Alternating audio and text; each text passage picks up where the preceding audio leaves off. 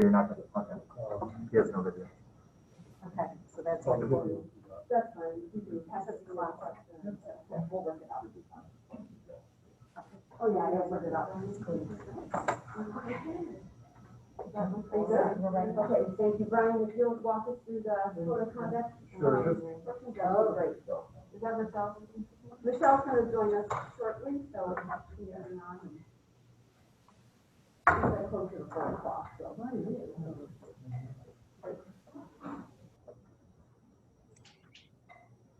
Should we test this before? Maybe a third call, start with you, Brian, and you for your patience.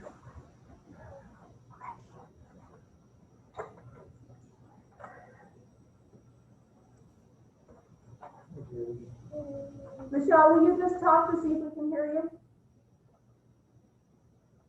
No. Yeah, unmute. Sorry, I was on mute. Can you hear me? Yes, you can. Thank you very much. Thanks for joining us, and the floor is now, once again, Brian. So you may remember you approved our code of conduct in July. However, since then, we've had some changes. And, they're substantial in terms of, very meaningful. Essentially, we're incorporating, information from the Department of Health around the things we should be doing in regards to COVID. So, social distancing, face coverings, it references the mandatory daily temperature checks and questionnaire, health screening. The other part talks a little bit about on transportation and actually some other areas like activities requiring the projection of their voice. They have to be more 12 feet apart. So mainly it's all the things you've heard about in terms of those protocols and the things we're doing around COVID, and we wanted to incorporate them into the code of conduct because inevitably there will be situations where people won't follow it, and we want to be able to have that in there. Questions, concerns, comments? As it is a public hearing, we have to just sit and wait till 4 o'clock, and then we'll actually start the meeting then. Julianne, did that answer some of your questions about the code of conduct? I know you and I had emailed a little bit about it. It did. Okay. It felt a little bit like the language was not, there was a little bit of wiggle room in terms of masks and distancing, or there's a little bit of language, I remember specifically about masks, when you're not able to social distance. So as long as we know that that's clear, I was good with your answer. The difficulty certainly is the language that's coming from the state. There's some inconsistencies. Mm-hmm. And so what our interpretation and belief is that everyone must wear a mask and either social distance or have a barrier. But a barrier doesn't excuse distancing where distancing can still occur. Right. And that was language that I received directly from Dr. Mendoza. So that's guiding our practice. I don't know that every place is interpreting it the same way, but that's been our ongoing and consistent interpretation. And I don't know, Brian, you feel differently because of countless conversations about it. Yeah, I was totally comfortable with the interpretation. I just wanted to make sure that that the interpretation was clear. Okay, thank you.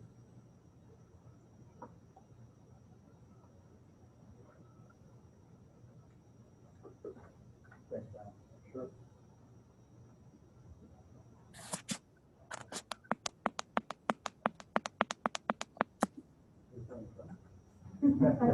Morse code.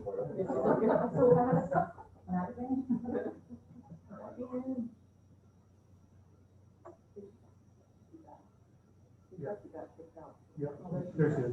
Oh, there we go. Okay, great. I'm back. Okay, great, thank you. We've got to sit for 5 minutes since it's a public hearing, and we'll start the actual meeting at 4 o'clock.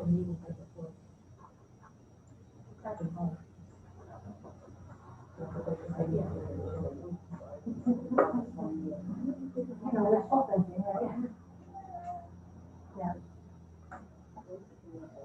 How are you standing that baby? She is so stinking cute. word muffled. And her, maybe we need to close the doors to keep it more quiet. Yeah. Is anybody closing this door? To help If us I out? had a kid like that, I might have one too.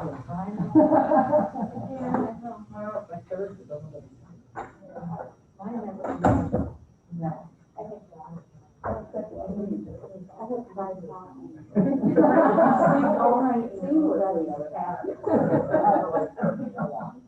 I did that in three, it cost me $200. I was 200.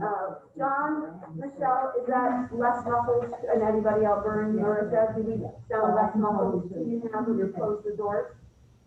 Well, it's also when you guys are talking, I guess. If you talk more into the mics, it might be better on our end. We have no mics, so we'll try to speak more loudly. You're coming across really good right now, Jeannie. Okay, so I think we just need to project a little better. I feel like I'm almost yelling right now, so that's probably why. So just for everybody, if you could project a little bit when you ask a question or comment. And if you have trouble and you miss something, just shout or text.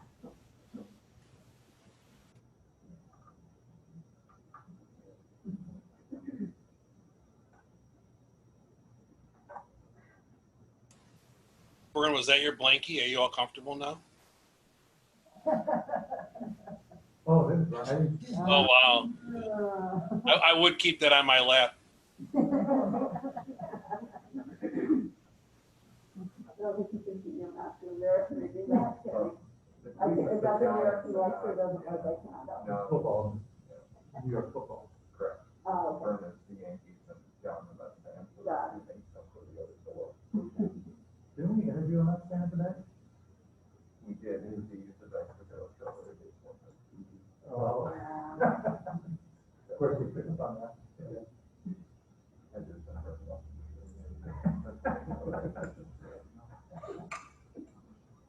I just received a text from Emily Donadonna, she's hearing us right now, she's watching us on YouTube, and I said she needs to find much more exciting things to do with her time.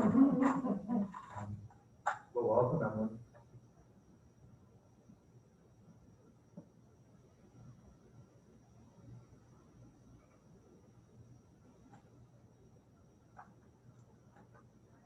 Where is the microphone? Is it in the smartboard? Is that? That little camera off above the front. That's what it is?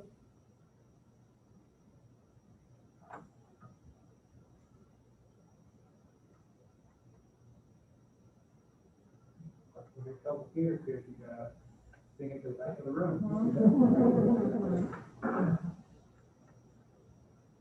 Oh, we singing? Nelson has. I didn't know, I didn't. Nelson, It was on the other side. Oh. Yeah, turn over the page. I didn't try this year, I tried other years to get you to do that every day, yeah. You really got it. You don't realize how bad I'm in singing and dancing.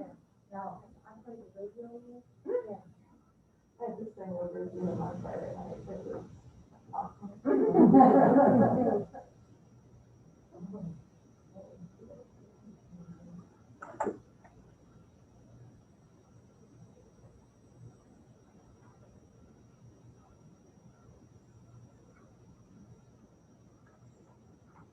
How are we doing, that 30 seconds? Yeah.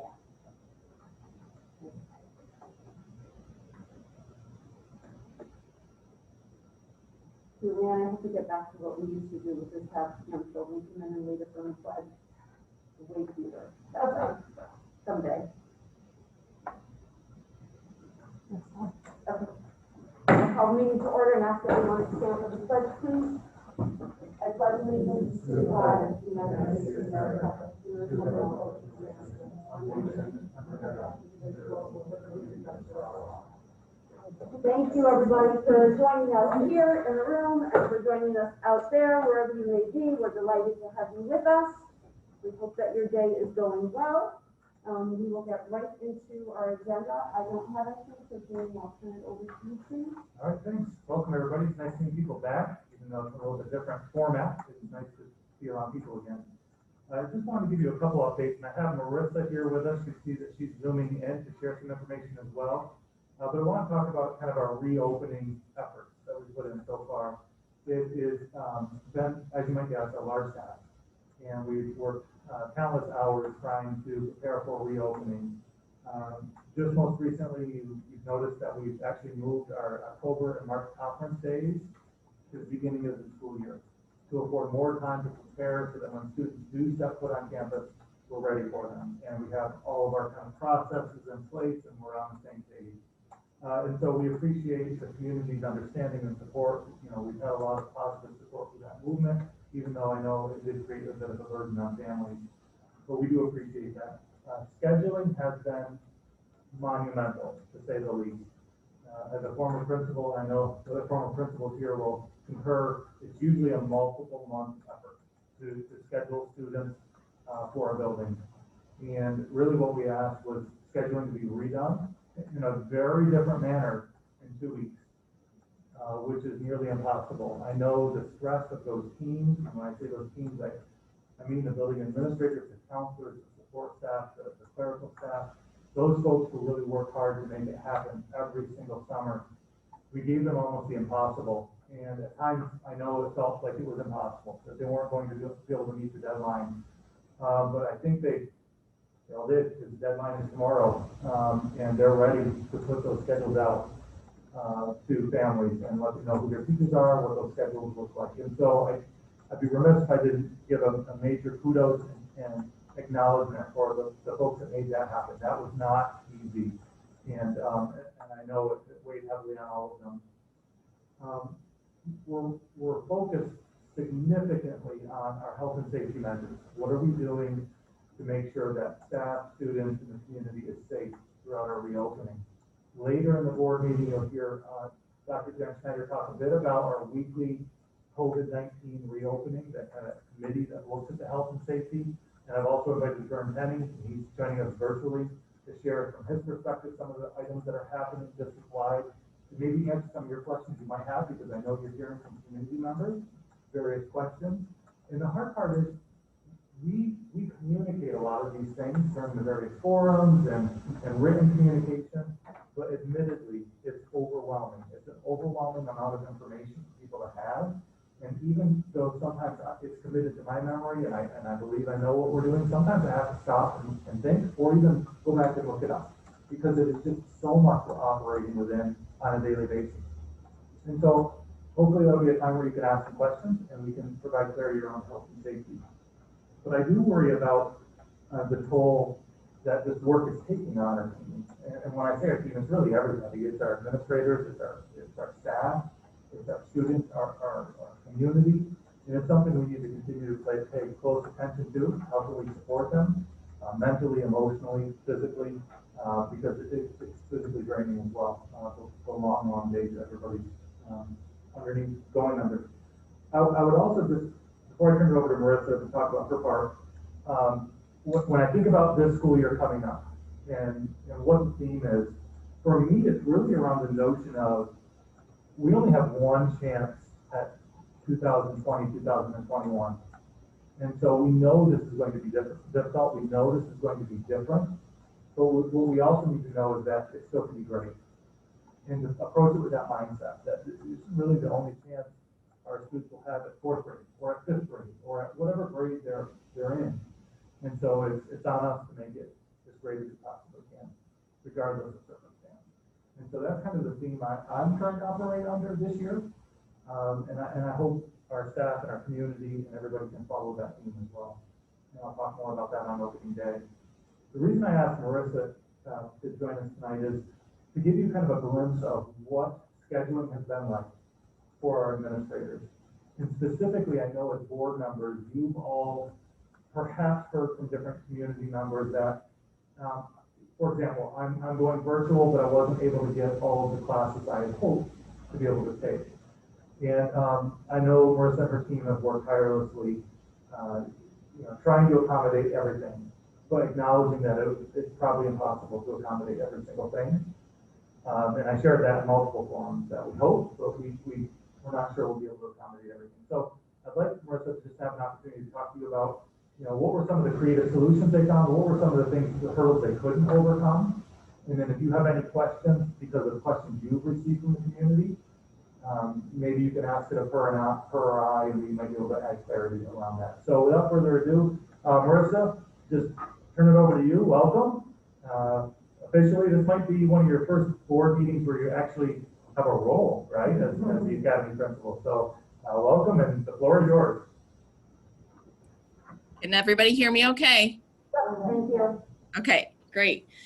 So thank you for having me and letting me do a few minutes of explaining what we've been up to these past couple of weeks. I was just reflecting on the windows in the office here, and we have mounds of papers with sketches that we've been trying to figure out the schedule, but I leave them up because it helps me remember what we were going through and how we're almost ready to release schedules live tomorrow to kids. So that's an exciting, and it's a huge accomplishment that we've put together as a team to make all this happen. But to give you a little bit of how we kind of tackled the process, we got the final list of the students who wanted to go fully virtual, and we ran a report to see who those students were and what courses they had selected to take.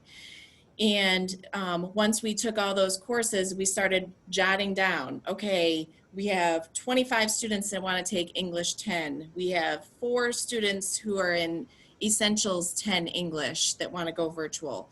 And so we started just laying out everything that the offerings that we needed to look at. And then we had to make some decisions. So if you're picturing this, we have a schedule already, and kids are staying in those classes here in the hybrid model, but now we're having to create a whole nother virtual schedule, but our staff is staying the same size. Okay, so that kind of made us look at, okay, what can we do here? So we have one student who wants to take AP chemistry, for example, fully virtual. Well, that AP chemistry, they don't need it to graduate this year. They are a junior. They could maybe take it next year, so we can't offer that fully virtual. Those are some of the decisions we are making. AP Global 9, I'm just giving you some examples of how we were making decisions. Those kiddos, we only had 4 that wanted to go fully virtual and take that course. So we said, all right, let's talk to the social studies lead teacher. Can those students go into Global 9 honors and still be prepared and ready to take AP Global 10 the following year to get that AP credit, because that's the year you take the credit? Yes, perfect. We got that worked out. And so we were able to iron out some of those little small cases, but we were really making decisions based on what do the students need in order to graduate and meet those graduation requirements for this year. And if we can come up with another plan or another avenue to help them get what they want without offering the course virtually, that's what we were trying to think creatively and strategically outside of the box. Some other things that we are doing is AP US History, we're combining with the History of Americas, that's an IB course. So those courses, we're combining those 2 fully virtual so that we can accommodate those kids at the same time. And there's just some courses that we're not able to offer virtually because of the staffing limitations that we just run out of people.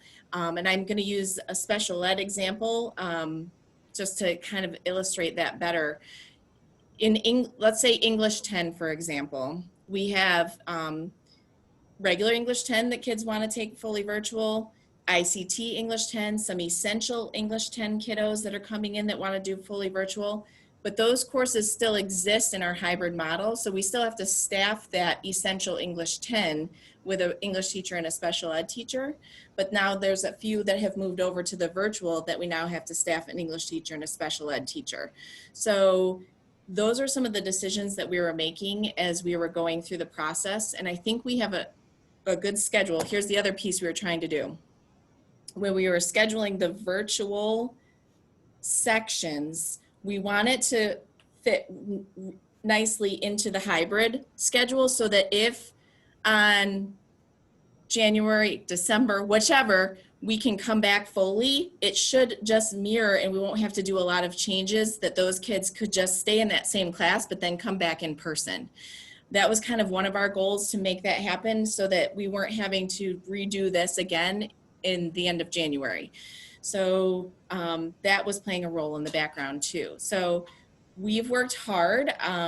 There's been some individual requests that we're trying to meet, and we kind of work in the background to see if we can make things work for people that have special requests. Some we can honor, some courses we can't offer fully virtual just because we don't have the staff. But we did think about that strategically to say, okay, we can't do it now, but we're not going to be in this forever. So that kiddo can take it next year. What can we offer you now fully virtual to prep you and prepare you so that you can take it again next year and be successful and still have it on your transcript? So some of those things we were thinking as we were talking about what courses we can or cannot offer. We're in a good place right now. They're doing some last minute balancing between cohorts so that in the hybrid model, the students on the cherry gray, there's only 14 kids coming. On the gray day, there's only 14 kids coming, so we meet the capacity of the rooms.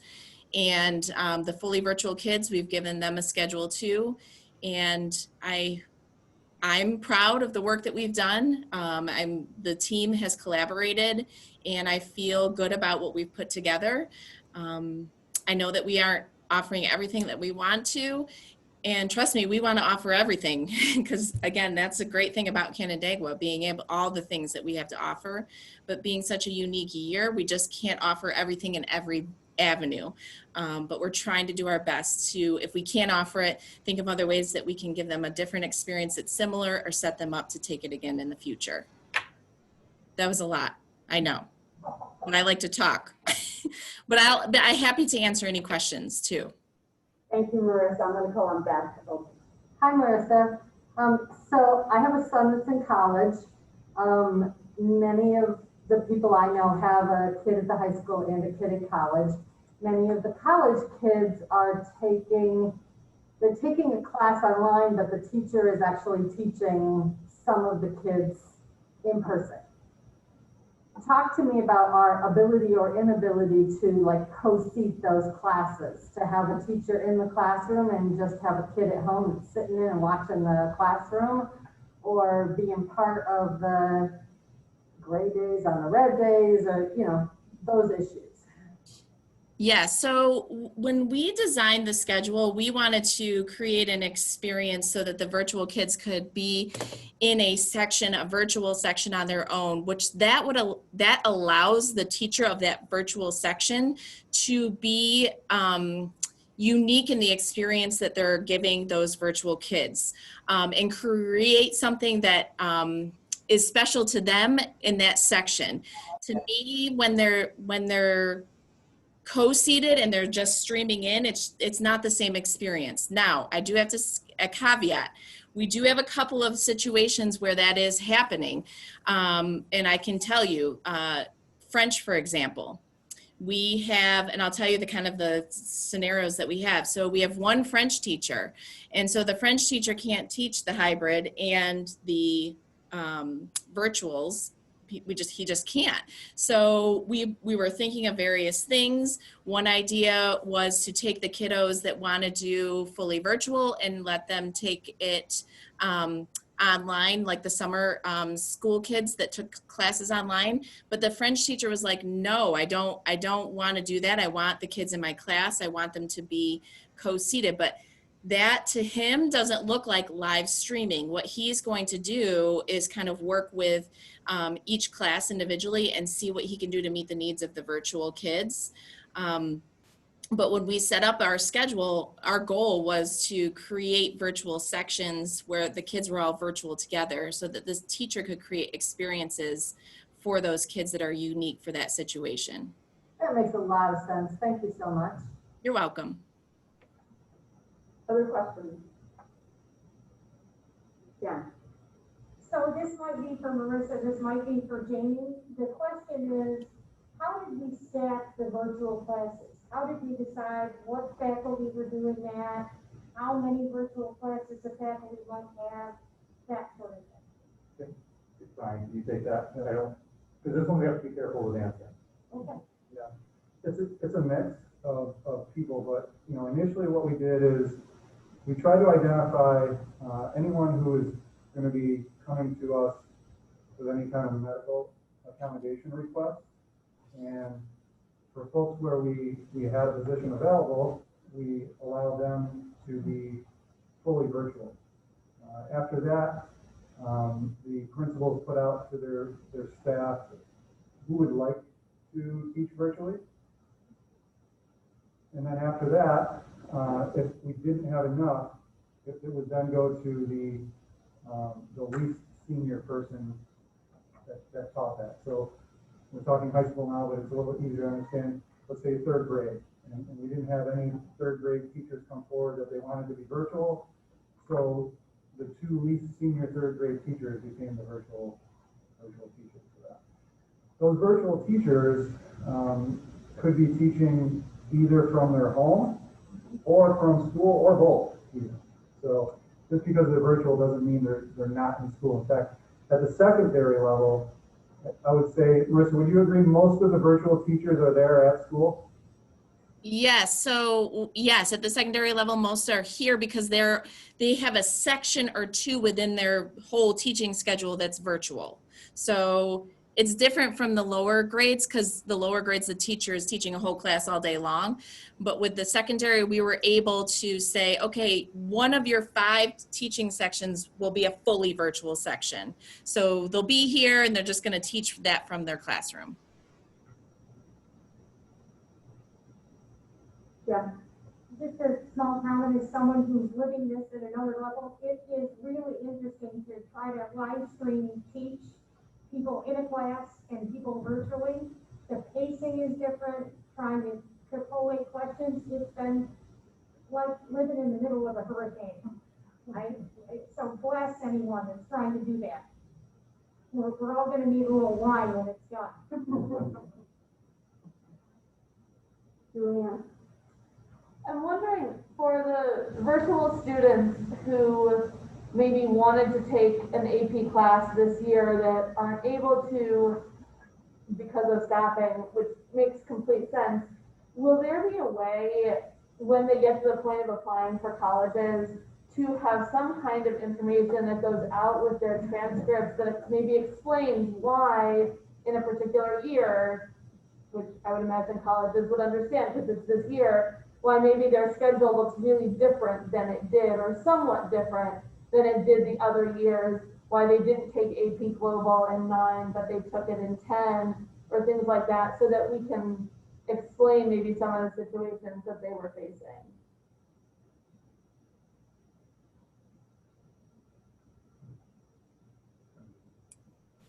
Sorry, I couldn't unmute myself, but I think that's a very good suggestion. And I can look at how we would do that. I'd have to look into that for sure.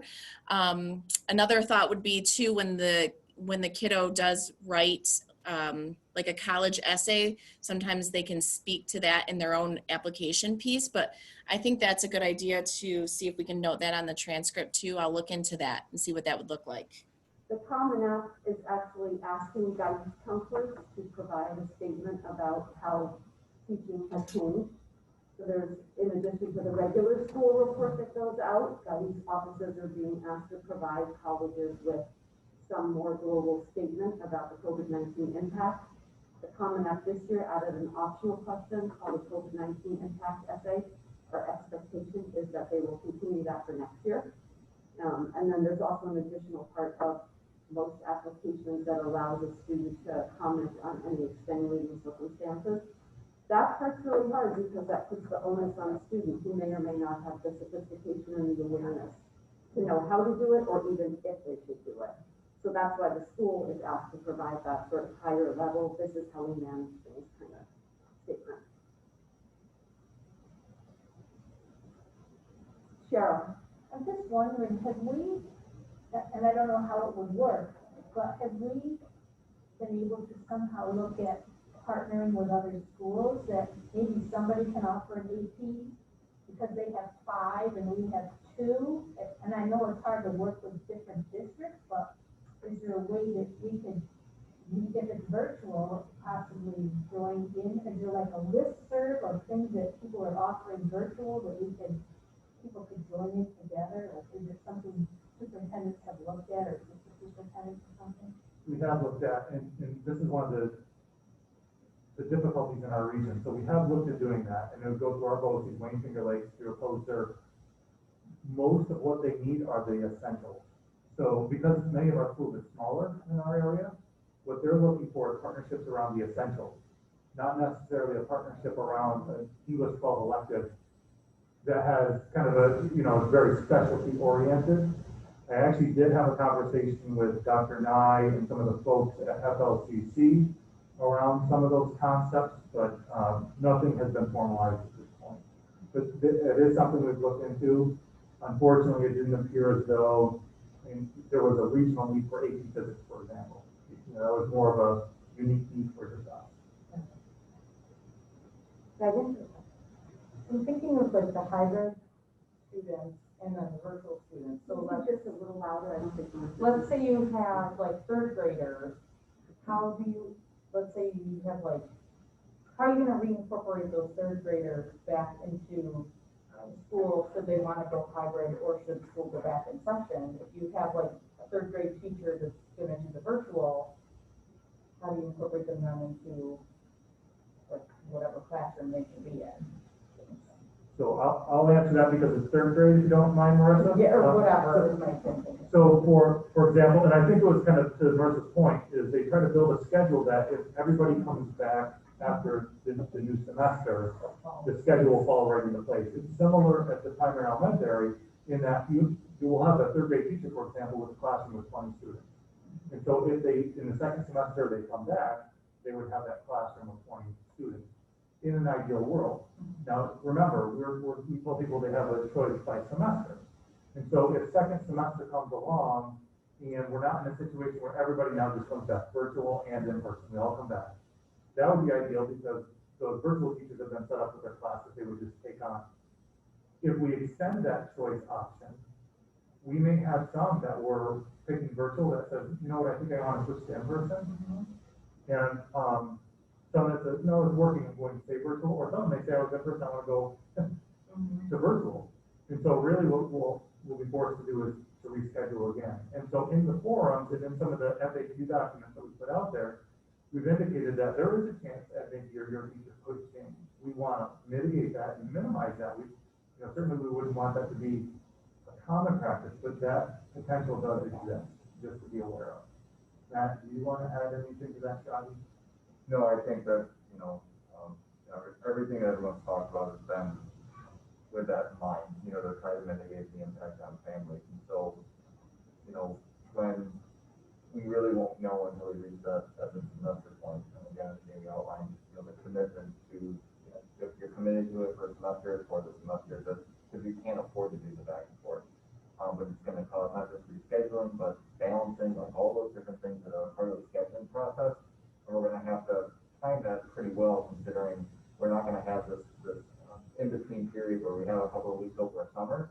We're going to have to go out to families, and we won't know very much until January, but we're going to have to assess that from families closer to the end of January, because we're going to need time to build that while school is still going on. So I think a lot remains to be seen to see where we're going to be at that point in time, but the same process that we're engaging in the summer is going to have to happen all over again around mid-January. Other questions? Nothing. So I have a comment and then a question. So the comment is fantastic. You touched upon all the things that I would have thought you should touch upon. Course enrollments, course substitutions, long-range planning, transitioning between, it makes sense.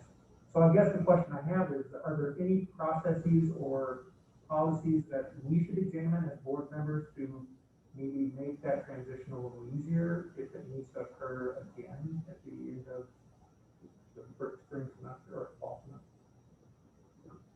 We are in the middle of looking at a couple policies, and Vern has weighed in, I believe.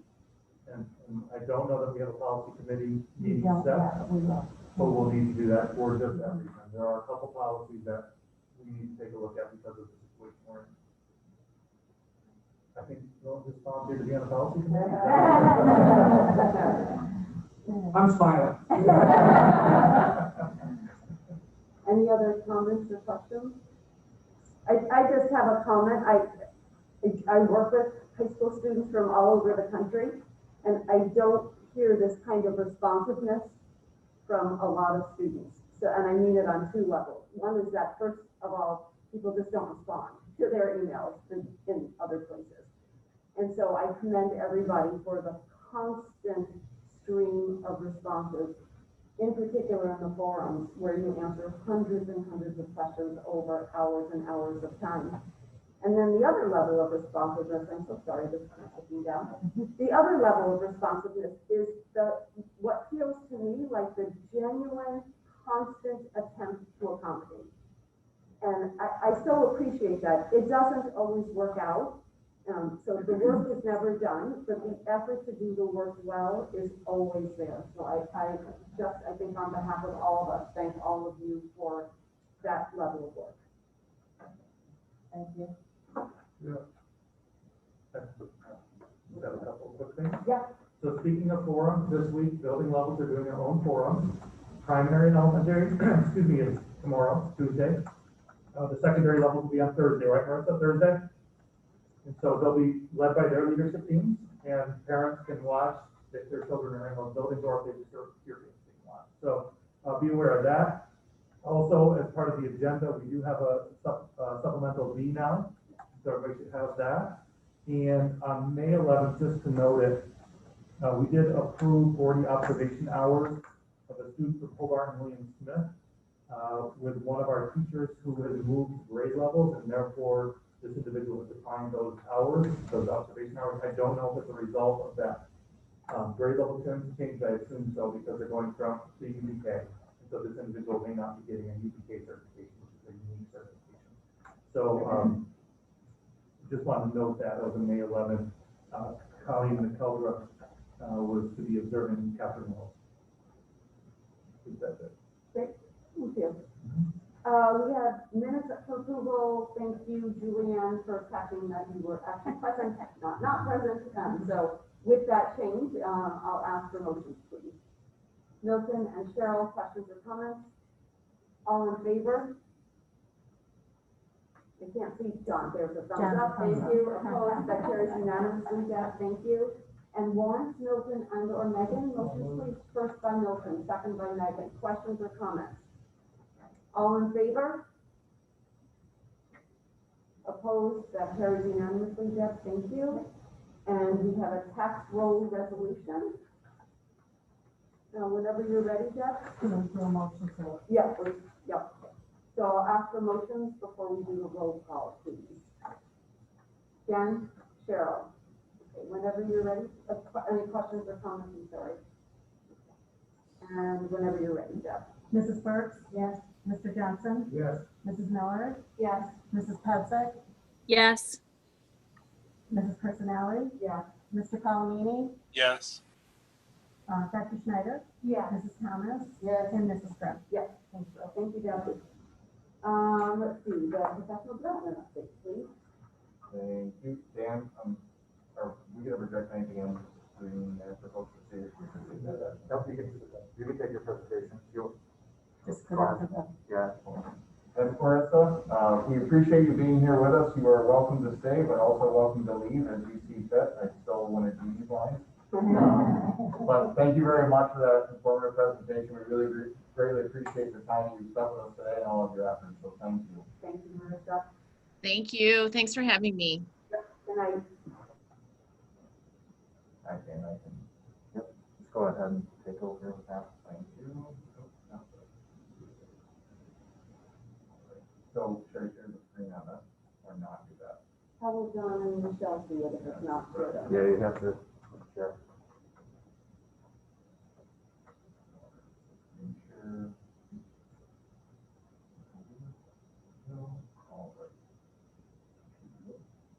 John and Michelle, you can see the screen being shared. Everyone else too, but John and Michelle have to. Okay, great. Thank you. And you Thanks, can minimize Matt. those videos.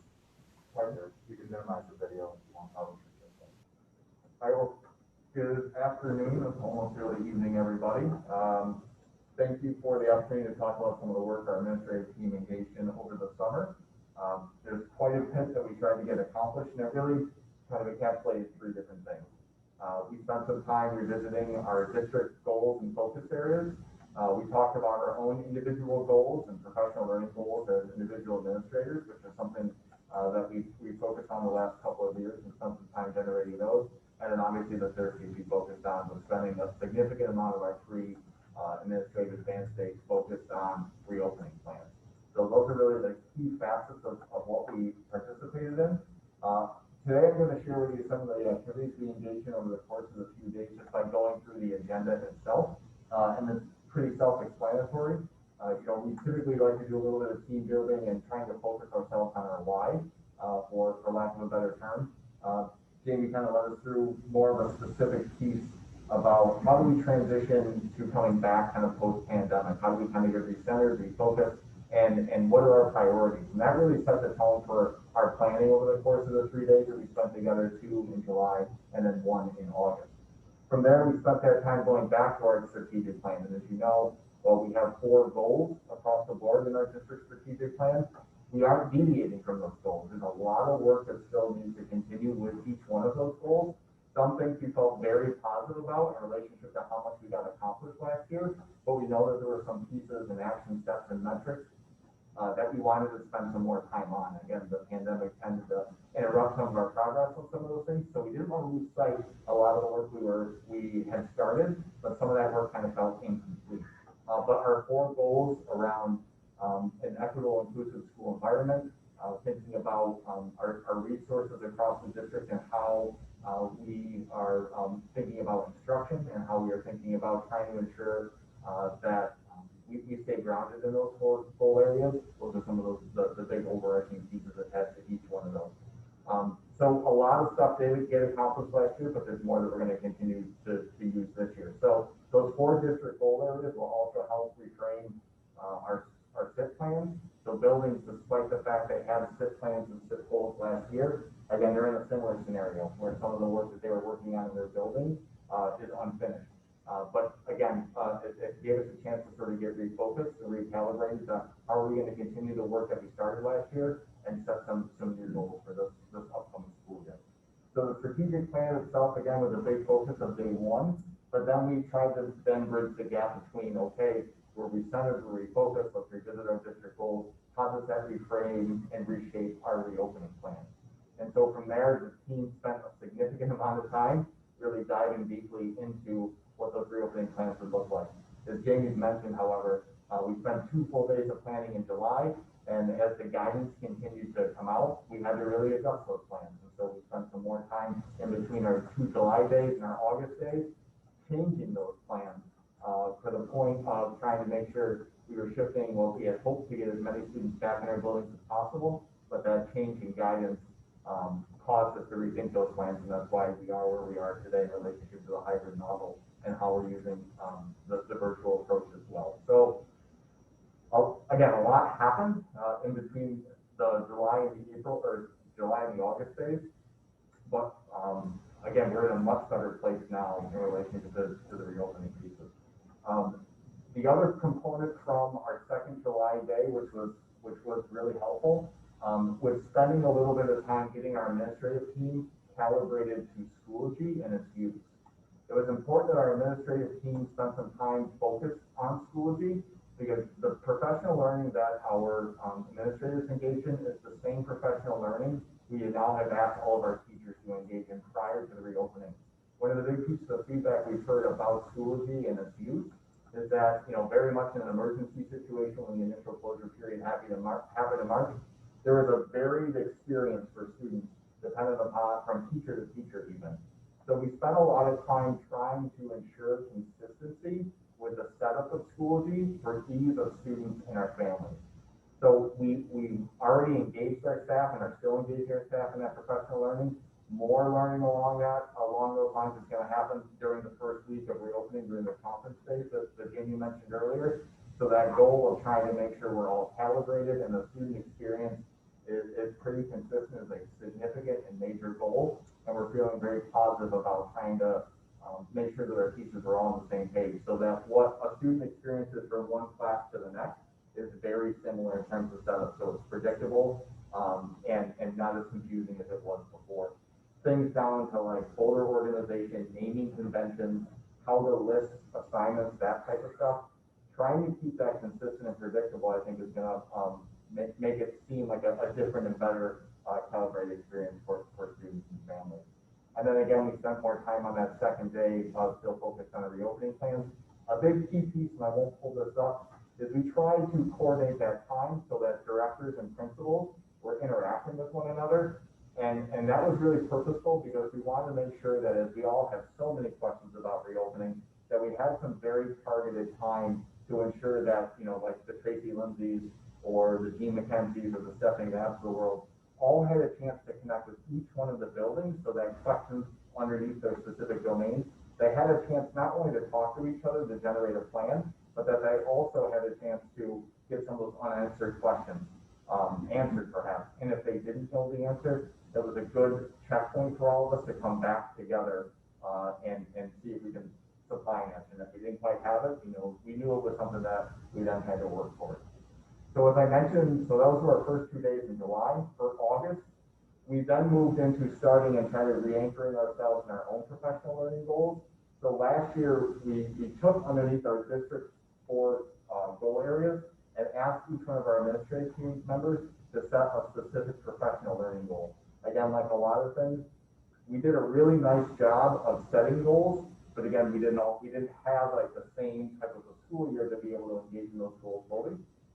So some folks used their goal from last year and did it as a continuation, while others, based on the progress they made, may have just enhanced the goal based on the progress they made to maybe tweak it or use some different metrics or action steps to be able to get that goal accomplished. Some created brand new goals because they felt satisfied that they were able to get that goal met. What was also helpful is we used those same goals last year and we'll continue to do this going forward as part of our evaluation process for our administrative team. And that was helpful too because it gave us a common point of conversation to be able to then talk about, you know, we all talk about lifelong learning and being lifelong learners ourselves. Using these goals to keep us grounded and trying to advance the professional practice of administrators is really important. And I think sets a good tone for all of us, not just to set the goals, you know, as good professional practice, but I think it also allows us to then have some common conversations with each other in areas where there are like goals. And in some cases, administrators work together on some pretty common goals in focus areas. So, that's a practice that we're going to continue to engage in. And as I talked about, again, we spent the second half of the day of August still kind of focused on the reopening plans and making progress there. And it was really from that the first day in August, the day that we used, that we then were really launching into our reopening plans. And we used that August 12th date to really where we are right now to accelerate our plans for reopening. So a whole lot happened in those 3 days. And I think, you know, there was a significant amount of time and effort on our administrative team's part to be able to use that time to our advantage. And it really caused us to band together as a team, and that's really what's happened throughout the closure period. And Jamie's references too, that, you know, we've had not just these 2 days, but we've had ongoing meetings throughout the summer. And that regular contact with one another and that time we spent together, I think it's really helped strengthen our administrative team as well. There's a high amount of communication and collaboration that has taken place, and we certainly appreciate everyone's, you know, time and attention and collaboration to get things off the ground. So, and I'd just like to add kudos to Matt for facilitating those days. A lot of work, and I think at the end of each day, our administrative team commented multiple times. We got a lot done today. We really were able to come together and get a lot done in a virtual format. And we weren't physically together. But, you know, setting up Google Meet rooms where people can jump in and out of the rooms, different groups, different buildings, and just have ongoing dialogue as though we're in person. So kudos to Matt for really leading us through that work over 3 days. Questions from that? Jen? Did any of your planning or work talk about what kind of support teachers and staff will have or what they may need to be successful this academic year? Yeah, so we gathered a whole bunch of feedback. And there's a lot of things outside of our administrative team working together that our teachers have had a chance to work together. And we'll talk more about this as one of our presentations in a future board meeting. But we also had to afford time to teachers to take a look at what I kind of deemed a curriculum recovery process.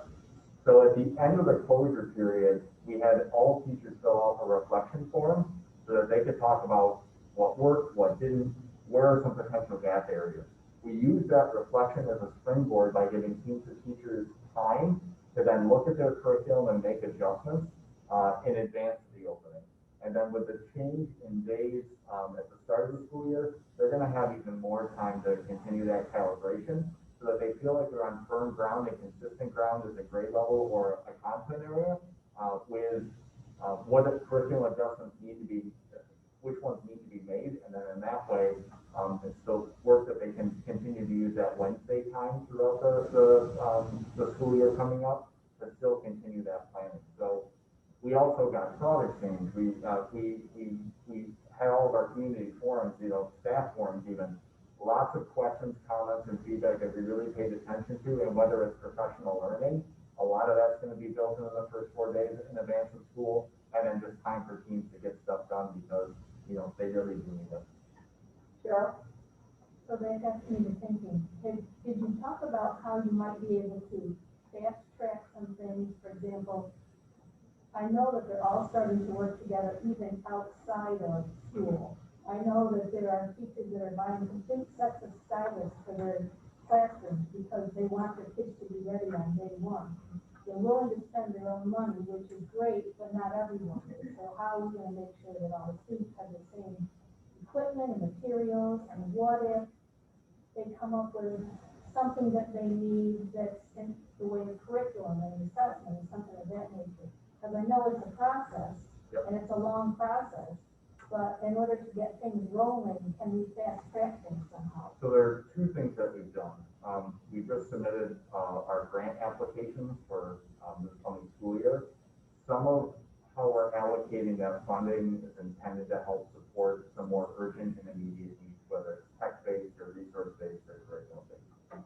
The second thing that's occurred, and I'll talk more about this at CIE next Wednesday, is we've had to make some pretty immediate curriculum adjustments, and in some cases had to change or adjust the names of courses, or allow resources to be purchased as opposed to piloted. And I can give you an example. So for our E&L students, we did not have the opportunity to assess our E&L students at the end of last year. So they're coming to us without that, the NICE slot is called. We don't have that assessment data. So we try to utilize Title III funding, which is new for us this year, to purchase an assessment to give us very specific information on where those students are that we didn't have previously. And so whether it's using diagnostics like iReady or what we're hoping through the grant funding to use for our E&L students, we're hoping to gather that data much more quickly. Typically, we'd have to go to CIE, we'd have to do a proposal, it'd have to be approved. There are some things that I've made some decisions about to be more emergency-based, and I do want to talk to CIE about that because it's not our typical practice, but I do feel like it's important to be responsive and not let certain things that would typically take a little bit longer than than we would like because of the process. We just don't have time to wait for that. So there are more urgent needs of the call to make that decision. Any other questions from board members? Jen? Just a comment, anywhere that we possibly could encourage faculty to publish a weekly schedule like we ended up going to at the end of last spring, as a parent, I would really appreciate it.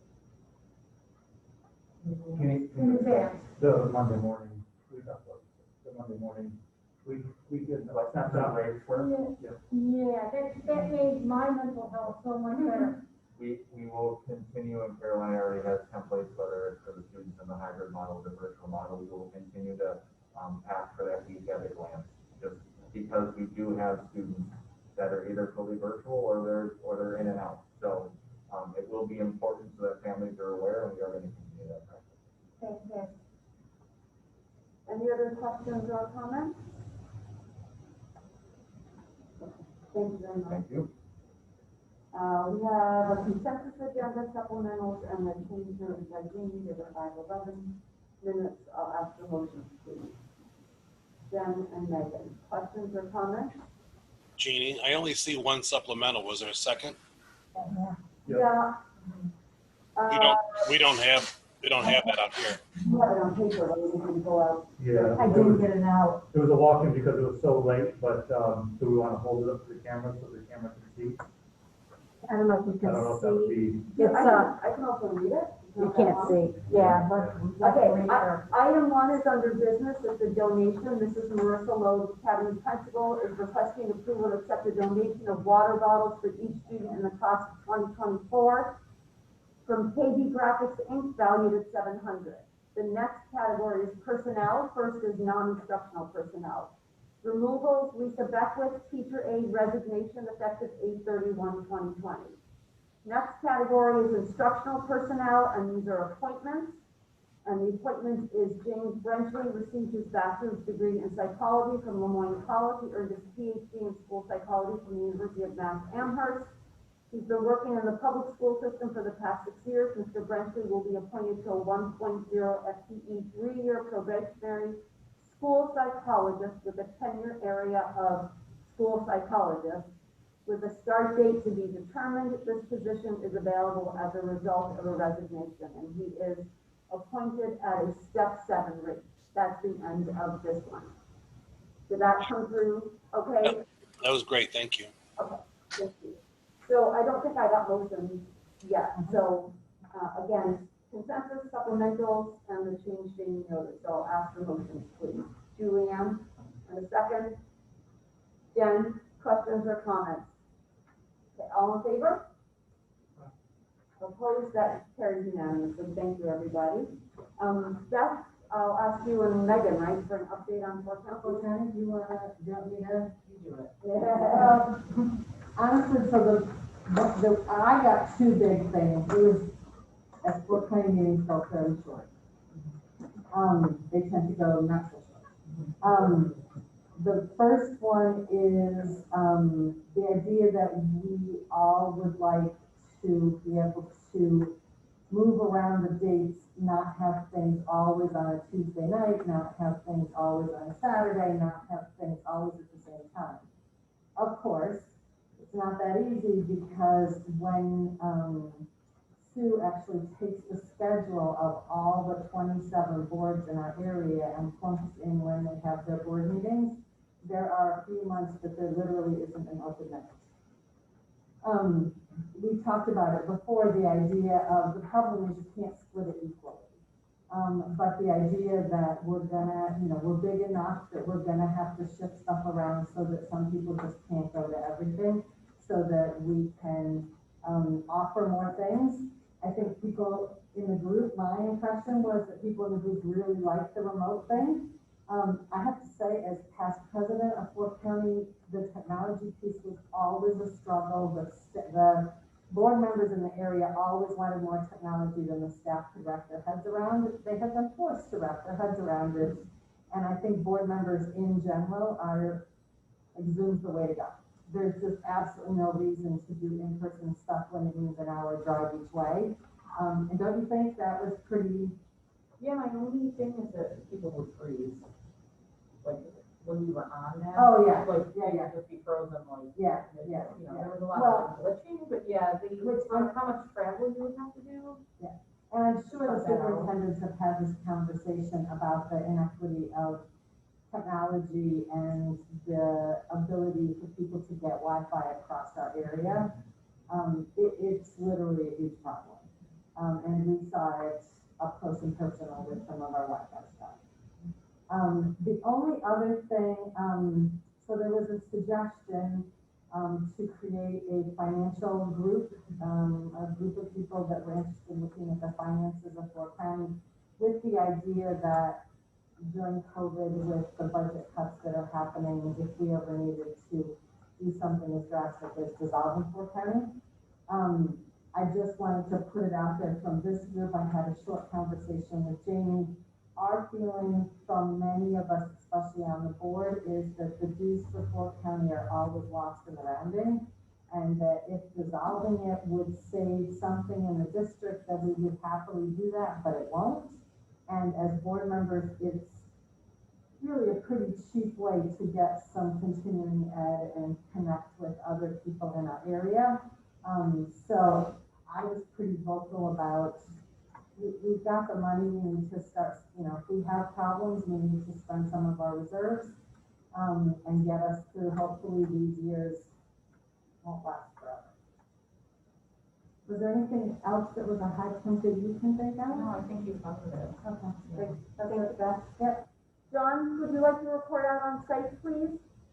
All right, I have, Brian, help me out if I missed something. 'Cause I have the minutes from our August 4th meeting, and the majority of, and I believe this was sent to the entire board, but majority of these are the changes that some might be thinking were going to be in the project, but because of cost we're not. It's just a fairly small list. The UPK entrance, which is no longer needed because they relocated them. Another one was the redesigning and the replacement of the bus loop at the primary school. That was at 3.7 million, and as such was removed because of cost. Tiling the hallways in the elementary and primary schools. That came in at over 2 million. That's been removed from the project. The terrazzo floor installations and or grinding. That was initially placed as a priority 3. That's been removed from the project. Wall paint and painting of the lockers in the elementary school originally were moved to a priority. They were priority 2. Depending on how the bids come in, they could end up being included. If they are not, our maintenance crews will look at making these improvements. Improvements to the primary library were discussed early on, but they've been completed by our own crews. Retrofitting corridor lightings to LED in the PES was moved to priority 2 because it came in at $1.6 million. And magnetic door holds at the primary school are also moved to a priority 2. Is there anything else, Brian? No, I think you covered it. Early on, the bathrooms, we were looking at a complete gut of the whole thing and a total redesign with some of them.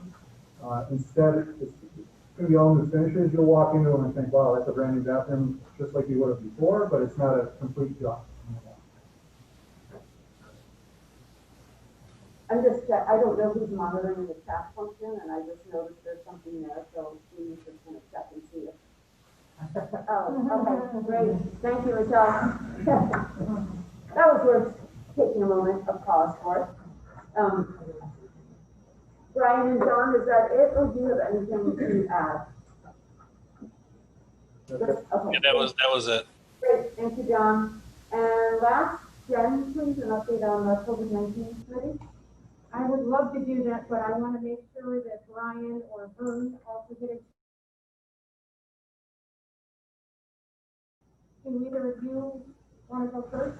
Yeah, if I could go first real quick, I do want to share with everyone that I feel incredibly lucky that we have Jen on our board and willing to act in this role and meeting with, me and Vern and Mike on a weekly basis, because she's an incredible resource for us, something that not many districts have access to. So I just, I start by thanking you for that. Thank you, but it's a team effort. When we do meet for that hour or so on Tuesdays, we walk through a lot of the technical specifications for everything from selection of PPE to how we're going to optimize ventilation to the best of our ability, to even putting together some criteria for fan placement in classrooms. It's not as easy as taking a box fan and throwing it where you want it. So I think I bored Vern silly with discussions over fans at this point.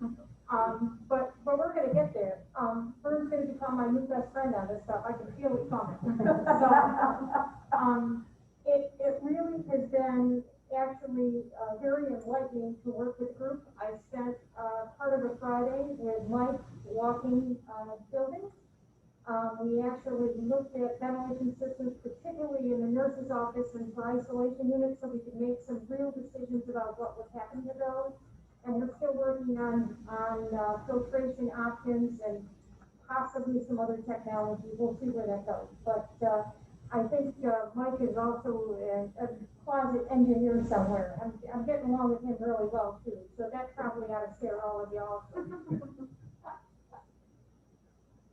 Anybody else that contributed or questions for anybody on the committee? Cheryl. So I talked to Jamie about fans, because I know how hot it is in teaching in the classroom. It's hot. It is hot. So the teachers are gonna wanna bring in fans, and I'm guessing they have to be in a certain spot. Should we put like an X on the floor or something? Because every single room is different, with doors open, windows open, doors shut, depending on what building you're in. As a teacher, I wouldn't know where to stand. As a teacher, when I used to move from room to room to room to room, I wouldn't know where things, you know, if I wanted to bring one to somebody's room who didn't have one while I was there. So I'm thinking that we might need, because I just remember. Brian, So Vern is actually gonna be putting out fan guidance, so everyone knows what to do. I guess the short version though is essentially they're gonna be in the windows, pointing one direction at one level and pointing the other direction at the secondary level. So, but Vern's gonna be putting guidance out on that. I have another question. You know the whole 6 feet, 10 versus level. How do you measure 6 feet in a classroom? Is it from the end of the desk to the chair? Just last week, we got that guidance, came out, and it's from the middle of the desk to the middle of the next desk. Okay. Vern, I know you're keeping a lot of documents, specific to safety, health, protocol processes. You want to just kind of talk in general, give a gist of some of what's in there, just so the board can understand the layers of the onion that exists. And I guess that reference is there's just so much detail. And once you kind of address one detail, there's more that you uncover and more, and it just never ending seemingly. You're right. It's not ending. There is no end in sight. In terms of receiving and discussing all of these things with the various people, with Jen, with Mike, with Brian, with our medical director, Jamie Klein, with the school nurses, what we're doing is we are looking at the guidance, working with the professionals to determine how does that work in our with our configurations, with our current equipment, what do we need? And then how do we pare that down to the direct sort of instruction or directions for the teachers in classrooms, the aides, the you name it. So it's almost like trying to figure out how to develop directions for someone who's never experienced something before. And yeah, you know, you bring up the fan. The fan is something that, you know, you would think, you know, just simple, put the fan in the room. But when you have the fan and then what the fan can do with particulates and then how it can spread, it is just mind blowing how the layer of detail or the layer of the onion that you keep going through. The other thing that is very interesting is when the state sends out an update, and maybe the update doesn't get sent to every single listserv that they have, or all of a sudden we stumble upon an update that had a particular change in a direction that we were going. That's a reality. So I feel pretty good with the team that we have and then working with everyone. The level of detail and support that we're trying to provide with everything at the building level, at the buildings level, but also how are we going to package that and get that to families so they know, you know, the ins and outs of the masks, ins and outs of social distancing and the hygiene. It is pretty intense. So, for example, one of the things we learned today was bandanas, gaiters, and the masks with the valves are not acceptable anymore. So that's a new guidance. So now we've got to figure out, we're putting that information in our forums coming up this week, but that the forums won't be enough. So we need to come up with some kind of a visual that we can put out there to put the media into grades for people and parents to understand. Other those aren't necessary. I was on the phone call earlier today with Dr. Mendoza, and just returning to classroom as their COVID designation. There's a lot of debate at the state level, what allows them to come back.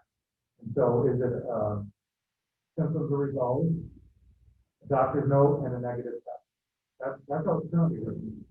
But there is debate that it should say symptoms improving, note from the doctor, or negative test.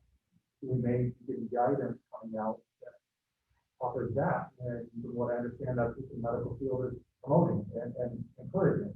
That is the medical acceptable approach.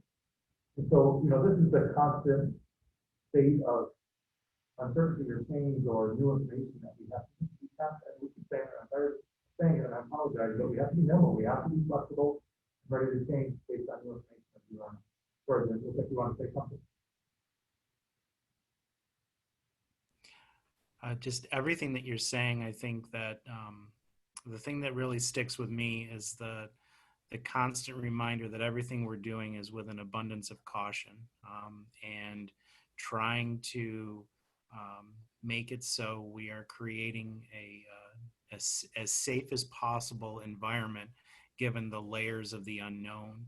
And when we have, people in the medical field debating over the phrasing of and or, it does get a little frustrating, but at the same time, I am fine with really backing up decisions that we're making with the belief that we're doing everything out of safety and really trying to make sure that everything we do is because we want to be cautious, because there is a great deal of unknown right now. A lot of the questions board members asked earlier were actually dialogue that we had with the comments and other administrators throughout the course of the day, which is interesting. That some of your questions that you had this evening were some of that things we actually discussed earlier. At one point, we were actually discussing that too. We were actually discussing laundering towels and the process to launder towels to get fresh towels into classrooms for teachers that want to use spray. And I just jokingly said, I remember teaching this class in college. There's so many details. So are we going to have like extra math, like in the nurse's office, or like I'm thinking, especially the younger kids, like all rock and mud or grapes, or it's not one of those approved masks anymore, what's happening? What's the plan? Yeah, we're gonna have them all over the place. We have 96,000 maps, this style. We're gonna have 4,000, I think, of the cloth, washable masks. We'll have those in all our buildings. Yeah. Have there been any other changes to cleaning guidelines? I know if it's K-5, a desk is desk, but if it's K-12, a desk is not. So is there any change in how often or what you use or how it's done? Again, you're on the continent. Can I just interrupt for one, as you respond and ask, if you could look toward the microphones, if they're having a little voices or muffled, I apologize.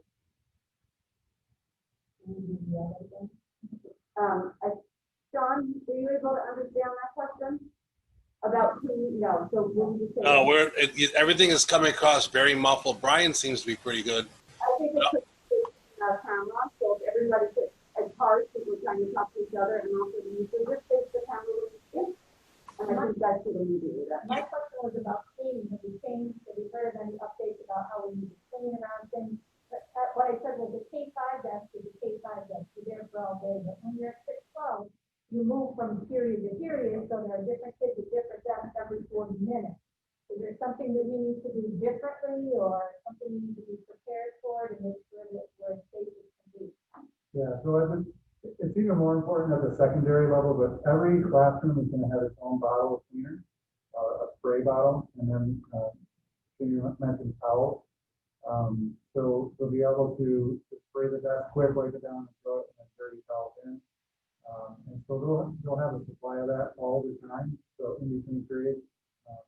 So who's doing it in between here? We're asking teachers to do that. So in 4 minutes, you're backing up, wiping down, moving on to the next room to teach. Jamie's actually put this out here a couple times, the fact that you may need to end in class a minute or two early. You need to have kids wait before they sit down. You know, if it's particularly a teacher that travels, but, you know, we talked about. But also, you can remote travel. Right. It's not, you know, in the sixth or seventh grade classroom, the person is the class, not if you can, which is very different world. That makes me very nervous. It's a lot for them. It is, and I would only add, that it is a lot to ask, there's a lot to it. The only thing I would add to that is just to keep in mind that, classes will begin at 10 to 12 to 14 range, and so furniture has been taken out of a lot of the classes. So there is fewer, surfaces, and what we're being asked to clean are the high touch surfaces. So tablecloths, for example. I'm not saying that it's not wrong, it is, I recognize that. Yeah. So along with Cheryl's comment on that, I think that we really have to step back and see what's possible, because it will be important for me. And I wouldn't want singing to get lost, and I've only got 4 minutes to do it. And at that, and I'm certainly not a seeker, you know, I can't imagine anyone being able to clean 14 tabletops in 4 minutes, pack up, go across the academy and set up again. That just doesn't make any mental math sense. So, you know, what are our options there? And if we need to put a policy in place that actually says class is going to end X minutes early everywhere so that we have time to do it. Because the last thing we want is short strict on getting any of the cleaning. That's great, and we'll continue to tell our instructional staff, and if we need to come up with a more solidified process, that's fine too, but what we've been telling, as Brian mentioned, is, instructional staff, use your judgment. If you need to end class a little early to provide yourself time, and you're welcome to do that. It's actually in one of our FAQs, and we verbally said it, a couple times, but yeah, we're perfectly fine with that, we understand that might be necessary. So the other challenge that I've seen with this, up at the box of bricks that I'm in, is when you have one group cleaning for the next group coming in, there's not always much motivation to clean, because it's not going to be you using the space yet. So there is some reason that we need to adequate time to do it, so it does get done well for the next audience to see. Thank you. Other questions from board members? Anything else to bring with this from you? That's it. All right, then I will ask the motion to adjourn, please. Beth and Milton. Thank you. John, Michelle will work on issues. Vern, Marissa, everybody else is still with us. We will work on the issues. Thank you. Good night, everybody. Thanks, everybody. Thank you very much.